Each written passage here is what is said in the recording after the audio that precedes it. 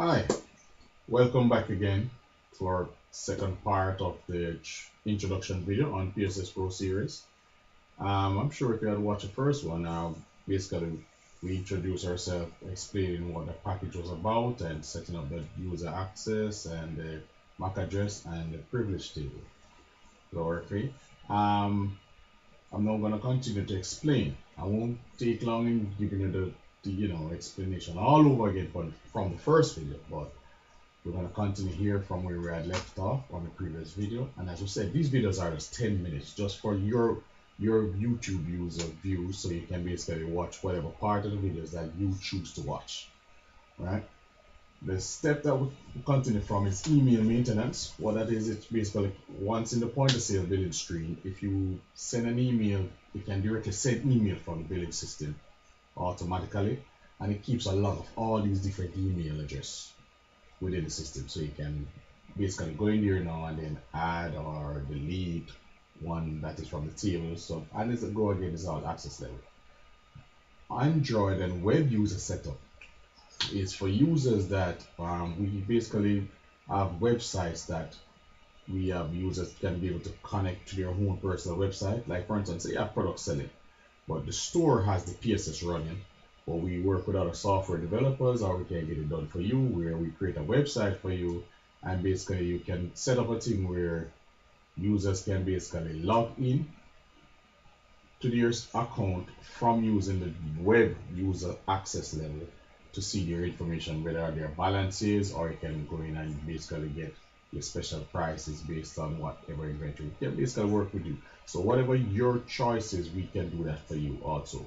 Plus, with the Android device, we can basically program the application to work to run on your phone for specific use, like for warehousing or your sales rep. Basically, go out on the road, we can write customized web applications for you to be able to take advantage of. And also, we have like devices that like these right here, that we can make you be able to be used to utilize the PSS for inventory warehousing, where it has this barcode scanner, and you can basically scan and see whatever quantity for stock taking or receiving goods, or issue basically security check at the delivery location, so you can scan and verify an invoice and all of that type of thing. We do all that customization for our clients based on their needs. If they request it, then yes, our support team or our sales team can communicate to them in getting that done.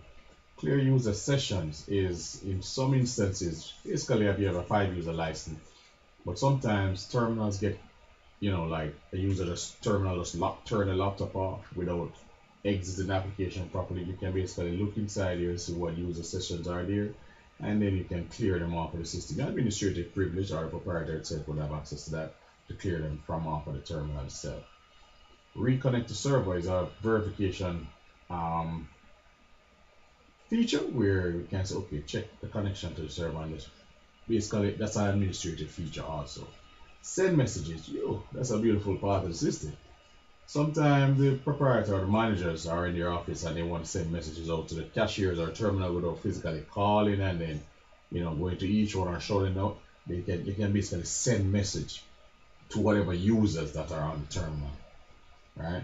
Select a printer is basically, you can set a default printer setup. You can change your portrait, landscape, or different paper size, and you also have the exit button, right? So that's basically drop down on the file menu. The help menu will give you basically PSS Pro Series help, which it's attaching itself to these different YouTube videos. So that's basically what we're looking forward to doing when you go PSS Pro Series, to give you a listing of different videos that you want to get to understand the system with. And once you have internet access, it prompts you to videos like these, what you're currently watching now. Remote support. Remote support is a very good feature for supporting our users.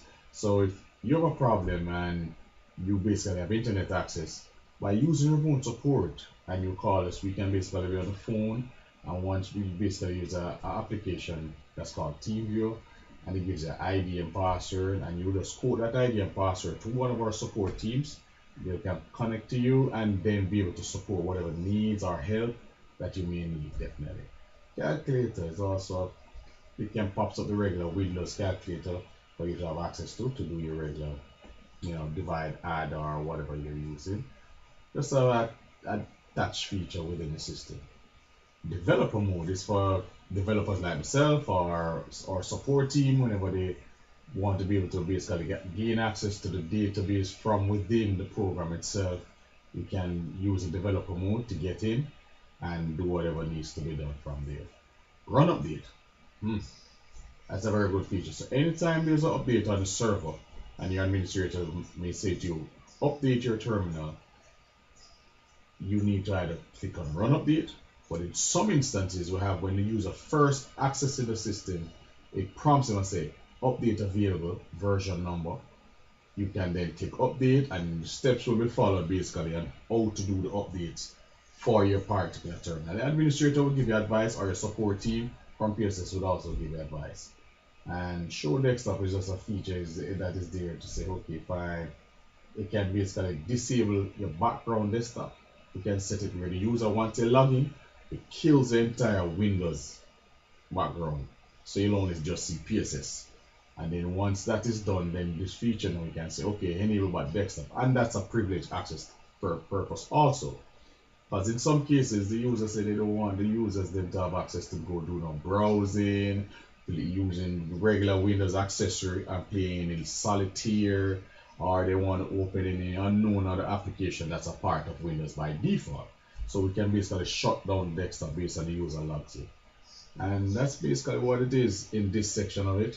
Alright, so our next video will go further into how to basically looking at the different modules that are available on our system. Thanks for watching. Please keep tuned with us.